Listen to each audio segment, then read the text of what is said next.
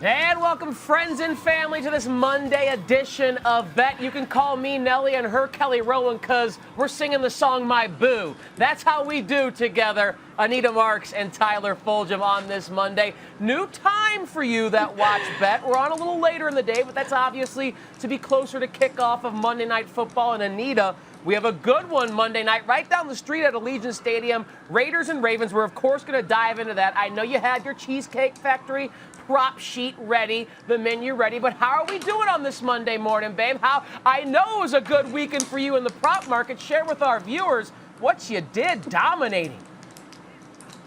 It was great. 25-12 on our NFL column for bets, and then 9-1. Mike Clay and we host the Bet Podcast on Fridays, all about prop bets. I went 9-1 on Friday, so needless to say, playing with house money tonight.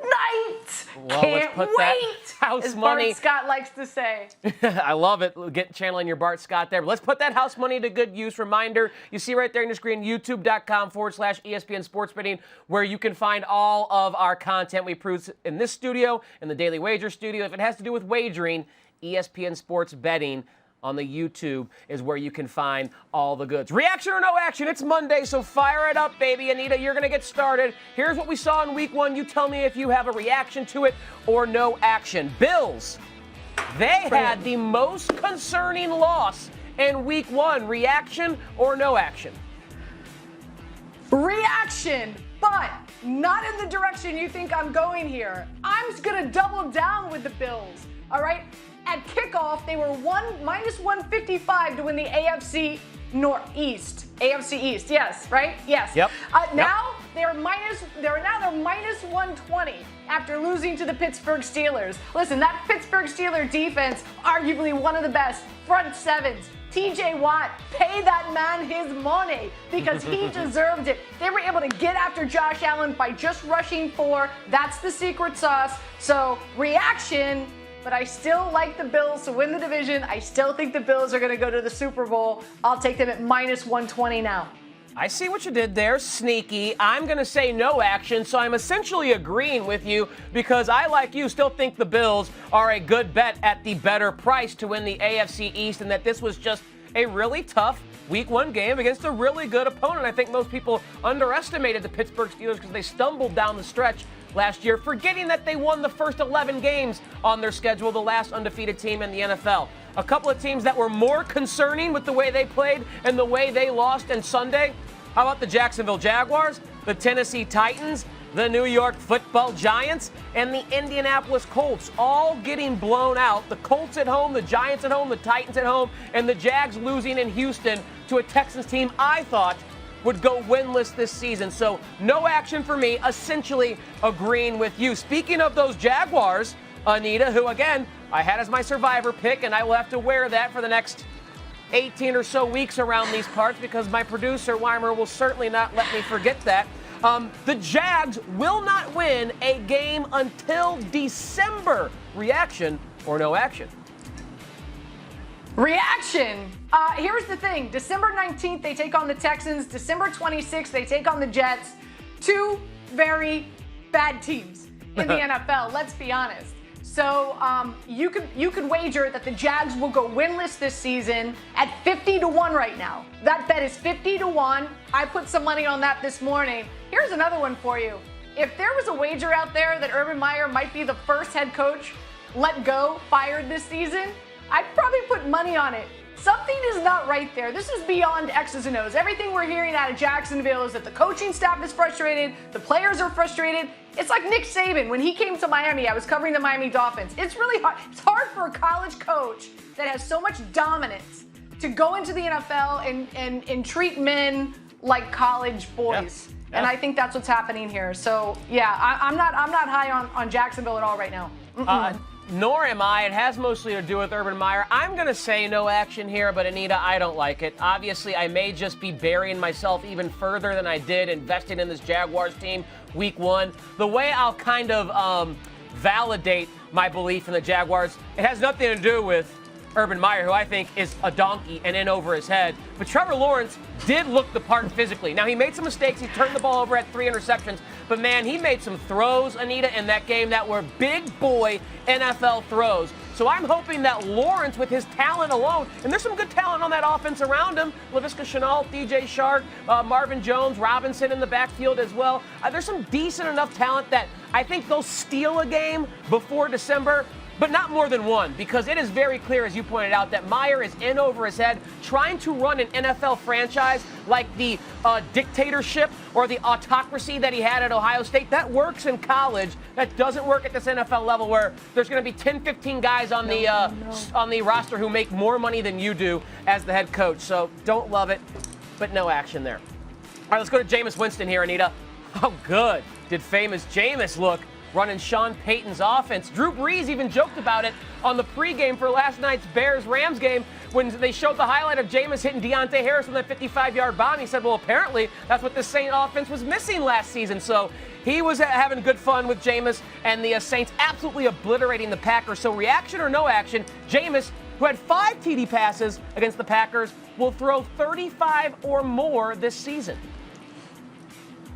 I'm going no action here. Back in 2019, when he was with Tampa, he threw 33 touchdowns, 30 interceptions. He passed the ball 626 times just to get to 33. I don't see that happening here. That's not Sean Payton's offense. They've got Alvin Kamara. They love this guy, Tony Jones Jr. So on top of that, I think this is a knee-jerk reaction to week 1. We've got a small sample size. The Packers, their secondary was horrible. They were giving up 10 yards per catch. And when you look at the schedule, it's tough for the New Orleans Saints. The Giants, the Patriots, Washington, as well as the Bills. So no action here for me.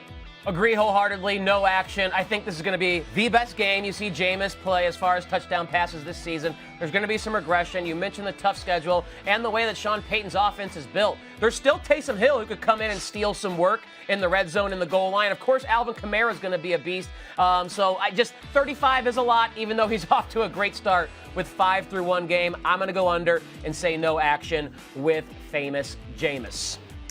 All right, now time to bring in our good friend, the GM, who joins us here on Bet, Mike Tannenbaum, to kind of look back at what we saw in week 1, maybe look ahead a little bit. Mike, we appreciate you joining us here on Bet, taking some time. First and foremost, what was your biggest surprise from the 13 games we saw on Sunday? Tyler, good to be with you. Anita, long time no talk. I would say that Arizona defense, guys, when you think about, look, the headlines, Chandler Jones, J.J. Watt, we know about that. But when you look at the levels of this defense, guys, players like Isaiah Simmons, Buda Baker, they have playmakers up and down this defense. I love Simmons' versatility, Buda Baker's physicality. And when you have Watt and a healthy Chandler Jones, they went into Tennessee and just destroyed them, and they did it up front, controlling the line of scrimmage. So if we were sitting here on Friday and said, hey, Kyler Murray could have a big day, I don't think that would be a big surprise.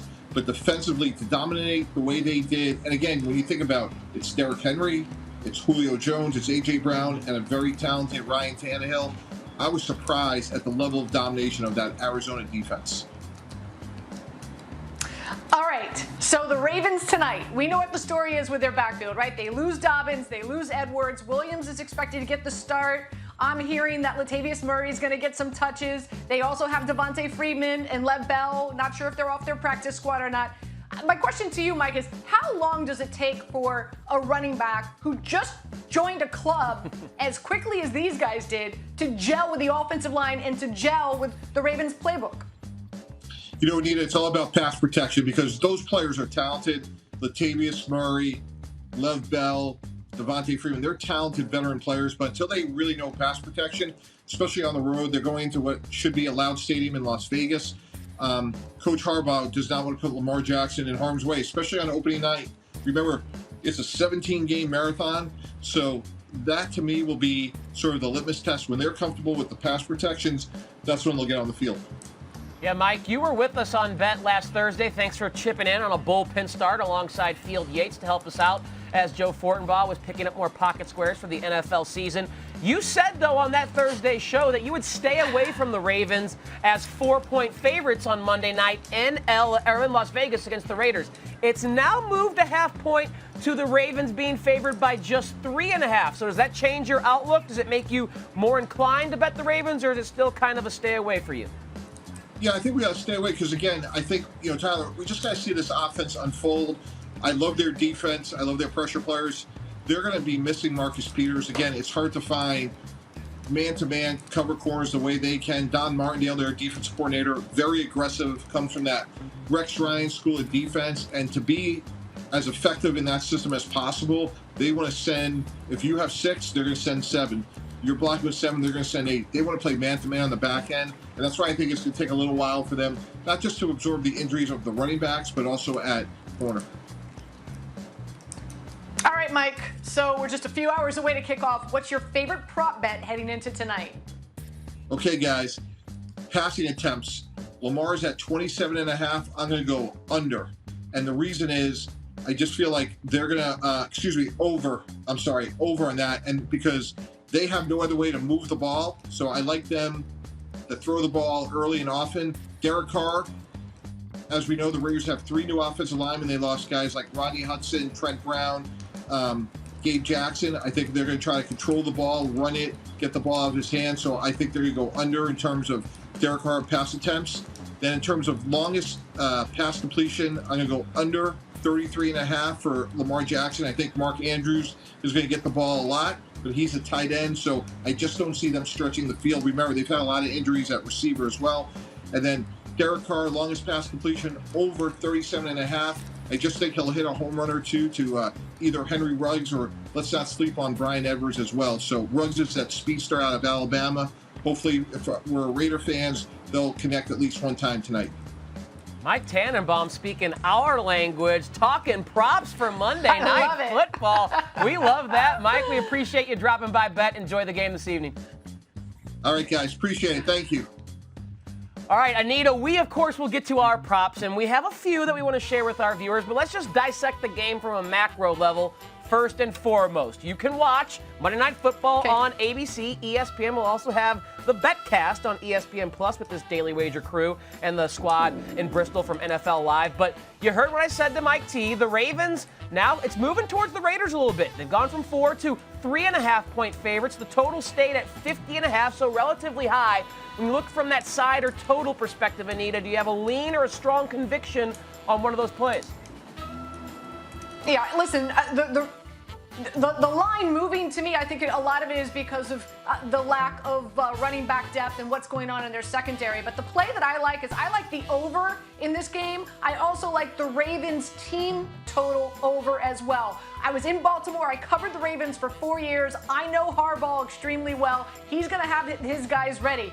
In his last 3 Week 1 games, the Ravens have outscored their opponents 144-19. Harbs is 10-3 against the spread in Week 1.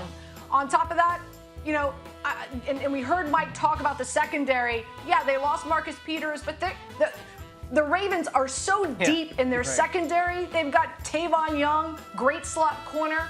I'm not so worried. I just don't know game script, right? Like you don't know what you can get from Derek Carr and Gruden. They could come out in the fourth quarter and just light it up. I'm worried about that backdoor cover, but I love the over in this game, and I love the Ravens total team point over in this game. Yeah, I'm kind of vibing with the game script you're creating there. I agree it is difficult to try and create one given this matchup and all the variables that have been changed suddenly for the Baltimore Ravens due to injury. And then, of course, what are the Raiders going to be this year? They could score points last year. They couldn't stop anyone. Are they going to be better on defense? I don't know. I don't think so, but you never know what you might see in Week 1, especially against a Ravens team that's down to like their 9th string running back, and their first-round wide receiver, Rashad Bateman, of course, is not going to be there. So I'm just going to go with the team I think is better. Even though it's moving the Raiders' direction, I think the Ravens are better coached. They got more depth of talent, and they have the best talent on the field, the elite talent on the field. So I'll lay the 3.5. You mentioned John Harbaugh's great record in Week 1 against the spread. It seems like he's very capable of taking that momentum they have from dominating the preseason into Week 1. I trust Harbaugh more than I trust Gruden. I trust that defense more than I trust the Raiders' defense. So I'm going to lay it and hope Lamar Jackson does enough to lead the Baltimore Ravens to a victory by at least 4 points, and that the defense, even without Marcus Peters, can hold Derek Carr, John Gruden in check. Okay. I like it. That's just the appetizer, baby. let's get out the good stuff on the menu, the entree. Let's talk props for Monday Night Football with the prop queen who, if you missed it, 25-12 in the column for week 1, 9-1 on the NFL prop podcast. So, Anita, the floor is yours, of course. Share with me some props that you like for Ravens and Raiders tonight, and I will be taking notes. Well, I am wearing my Lamar Jackson shirt for our bet cast right now because I do feel it's all about Lamar Jackson. Let's be honest. And on Caesars, it's a super boost. Lamar Jackson over 249.5 combined rushing and passing yards. I'm all over it. You get that at plus 100. You get it at plus money, even money. It's great. So that's probably my favorite prop bet that's out there because I really do believe we heard Mike Tannenbaum tell you they're going to start off passing the ball. One thing we've neglected to mention is don't forget Sammy Watkins is on this wide receiving core now. Yes, Mark Andrews is there. There's just a plethora of weapons, Marquise Brown, that he can work with. So that's my favorite. On top of that, I do like Mark Andrews over 57.5 receiving yards. I also believe that Mark Andrews is going to find the end zone. He played in 65% of the Ravens' offensive snaps last season, and he was not healthy. Imagine he's healthy now. I wouldn't be surprised if that goes up to 75% tonight, especially because they're going to need him. And in the red zone, Lamar always looks his way. So I think the combination between Lamar Jackson and Mark Andrews tonight is going to be something special. All right, I see what you're putting down there. My two props for the game, starting with that Baltimore Ravens rushing attack. Tyson Williams, 14.5 rushing attempts. I'm going to go over that. I think he can get to 15, 16, 17 in this game. I know Latavius Murray might get some touches, but he has only been with this team for a week. Williams is the most comfortable with the playbook, has the best depth of knowledge of the playbook, and has the skill set that John Harbaugh will want. By all accounts, he's a pretty good pass blocker. He can catch the ball up backfield, and he runs hard north and south like Gus Edwards, like J.K. Dobbins. He's a big body who is he's probably not going to have negative plays that move the chains back and set you back in terms of your sequence. So I like Tyson Williams to get the opportunity and literally run with the opportunity over 14.5 rushing attempts. And then Derek Carr. I'm a little bit at odds, I guess, with the script that Mike Tannenbaum was creating there because I think the Ravens are going to run to get out ahead, and it's the Raiders who are going to have to throw to catch up. Carr, I'm going to go over 33.5 passing attempts. Will Josh Jacobs be healthy and available? If not, that does not help the running back room there. The strength of John Gruden's offense is with Carr and his weapons. Darren Waller at tight end. Ruggs in his 4.2 speed. Edwards in his 6'3", 220-pound big-bodied frame that can make contested catches. Even Hunter Renfrow, a tremendous route runner who can create separation in the slot. So I'm going to go over 33.5 passing attempts for Carr because I think they're going to play in catch-up mode. But even if the Raiders get out to a big lead, I think it's more likely done by Carr throwing all over this Raven defense without Marcus Peters than it is Kenyon Drake and Josh Jacobs running all over that front seven. All right. I'm with you. I'm with you, Boo. I like that. Boo. I like that, Boo. I like where we're at. We're in sync here. Let's find out, though, if we're in sync when it comes to something or nothing. From week 1, I'm going to read a statement for you here, and you tell me, Anita Marks, is this something? Or is this just nothing that we can put off as an anomaly from week 1? Let's start in the NFC East. The Philadelphia Eagles are the top team in the NFC East. They were the only team in the division to win a game in the first week of the season. They did so as an underdog in Atlanta. Is this something or nothing?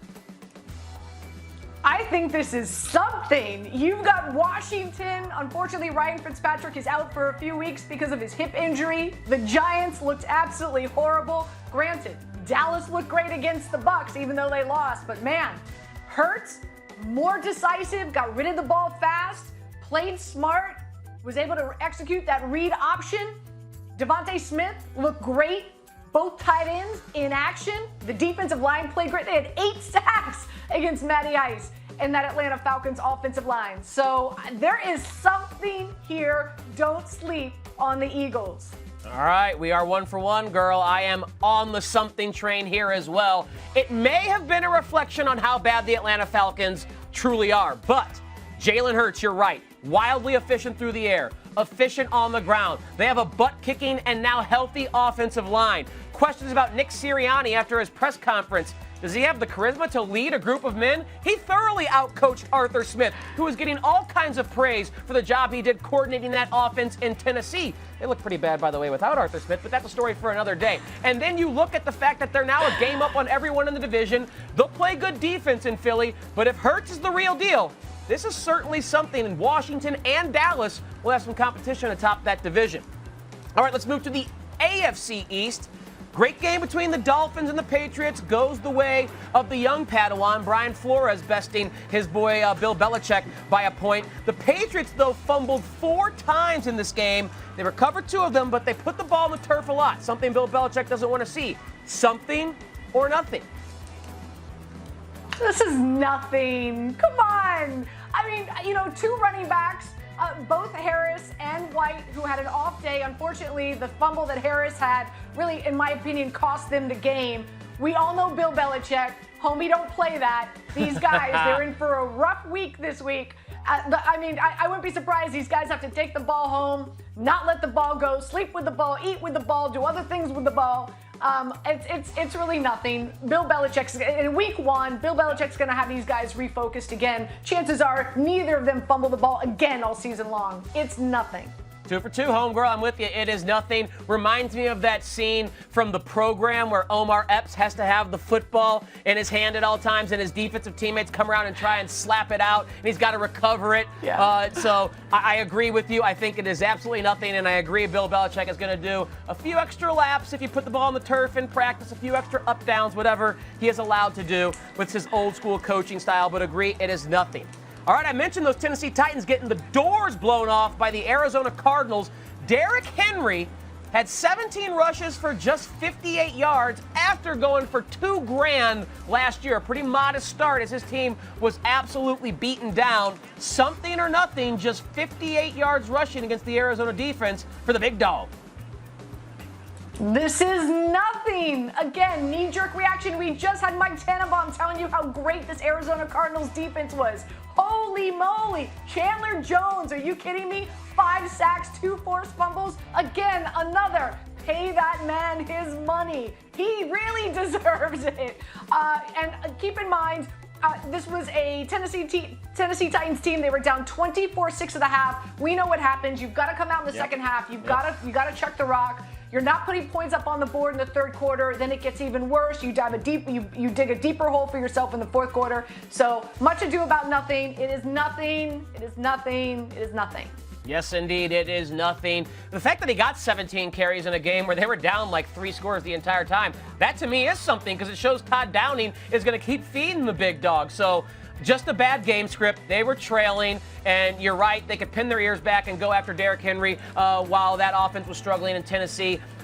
1 week, 1 off, plus it's not December. Remember, Derrick Henry does his best work in December. When the temperatures get cold and he gets the ball 30 times and you're tired of tackling his 250-pound frame, that's when he does his damage. So in September, 1 bad game against Arizona, it is nothing indeed. All right, now down to Jacksonville. Not to talk the Jags, but that's where the New Orleans Saints put the absolute curb stomp on Aaron Rodgers and the Green Bay Packers. The Packers did not convert a 3rd down, Anita, until the 4th quarter, and Aaron Rodgers was on the bench by that time in favor of Jordan Love in a blowout. Something or nothing, the Packers struggling on 3rd down. Yeah, listen, there is something here. Aaron Rodgers, 53% completion percentage. Are you kidding me? I think we underestimated the disgruntled Aaron Rodgers getting back into that, of course, the organization. I think we didn't put enough emphasis on how it would affect him on the field. There is something going on here. In fact, to the point where today I put money down the Minnesota Vikings are going to win the NFC North. That's how much I think there is something here. All right, 3 out of 4 ain't bad because I'm going to have to disagree with you here. I think this is nothing. There is, I think, a 99% chance, Anita, that this is by far the worst offensive performance the Packers have this entire season. Like by a significant margin. I am struggling to see them score just 3 points again in any game. Rodgers and that offense to look as out of sync as they did and to not convert a 3rd down at all. I think it was just poor preparation, maybe taking an opponent lightly, and being stunned by how efficient and awesome JAMEIS was on the other side. So I'm saying nothing. Rodgers, the league's MVP, has earned that equity with me. I'll need to see them struggle a few more times before I believe this is indeed something. All right, Anita, hang tight. Okay. We're going to drop it down to the collegiate level, and I'm going to let you take a break. Maybe make a shirt change if you want to, because I know you probably got 3,000 that you need to get in the rotation on Bet this year. Going to welcome in the Bear, Chris Fallica, to Bet right now, so we can talk some college football. Bear, brother, thanks for joining us here on Bet. Always a pleasure to have you when you were in the Bear Cave. Let's get started on the Week 3 college football slate, and we can start with the Cowboys of Okie State going to the Smurf turf of Boise. Now, Boise is a 4-point favorite against their soon-to-be Big 12 brethren, it looks like, in Boise State. Total of 57 and a hook. What is your play here with these two teams matching up in Week 3? I lean towards Boise State here, laying the points. The Broncos did everything but beat UCF down in Orlando in the season opener. Heck, Bachmeier, the quarterback, has stayed healthy, and he's played well early in the year. The Boise defense at home should be well. And Oklahoma State has just had problems offensively the last couple of years, whether it's been an inability to run the football, which has carried over to this year, whether it's been the help of Spencer Sanders, which also has carried over to this year. I just think there's some things at play here in this game where you're going to a hostile environment. Boise loves these opportunities to beat up on Power 5 teams when they get a home game. So I'm going to lay the 4 with Boise. All right, Bear, we see the Canes helmet over your shoulder there. That, of course, is your alma mater. And before I dig in to their matchup, I got to ask you, are you a Cat guy? I am a Cat guy. I have two cats of my own here at home, and they're both downstairs and waiting for me to come down and give them dinner. So yes, I am a Cat guy. All right, I'm sure you're only giving them the finest Bear that you're serving them, but you saw your fan Exactly base right. there at Hard Rock Stadium save a cat's life, literally. Apparently one was just roaming around the stadium, fell from one deck to the next, but the fans underneath unfurled an American flag that allowed a cat, who has 9 lives, by the way, to bounce off that and survive. So thankfully the cat is okay. Assuming all wildlife stays out of the stadium this week, how do you play your boys laying 6.5 to Michigan State with a total of 56? I was not very high on Michigan State entering the year, but the Spartans have played really well. They got the win in the opener at Northwestern in the opener and came back and predictably won last week against Youngstown. Kenneth Walker, with the Wake Forest transfer, has really added something to them offensively. I don't like where Miami is at right now. They continue to make stupid decisions, penalties. Really should have lost the game against Appalachian State. Were non-competitive against Alabama. I was really surprised to see this number at 6.5. Not only would I take Michigan State plus the 6.5, I might even play the Spartans a little bit on the money line here, because I don't think Miami should be this big of a favorite in this game at all, based on how the two teams have played so far this season. All right, Bear, we'll wrap you up real quickly with this. Vatech, of course, got that outright win as a dog Week 1 against North Carolina. Week 3, they are traveling to Morgantown, catching 3 points against West Virginia. Do you see another upset victory for Hokie High? No, I like West Virginia here. I think the running back, Letty Brown, has gotten off to a good start, and I've been surprised, and I think West Virginia has been happy with how Jared Dagey has played early in the year as well. He didn't have the best finish to 2020. The bowl game, he kind of got benched, but I think West Virginia kind of got going last week against a lesser opponent. They played well, actually, in the loss at Maryland very easily. Could have won that game, and anytime you're going on the road, it's a difficult situation. I would expect Virginia Tech to go on the road and play well, but I think the Mountaineers are the right side in this game.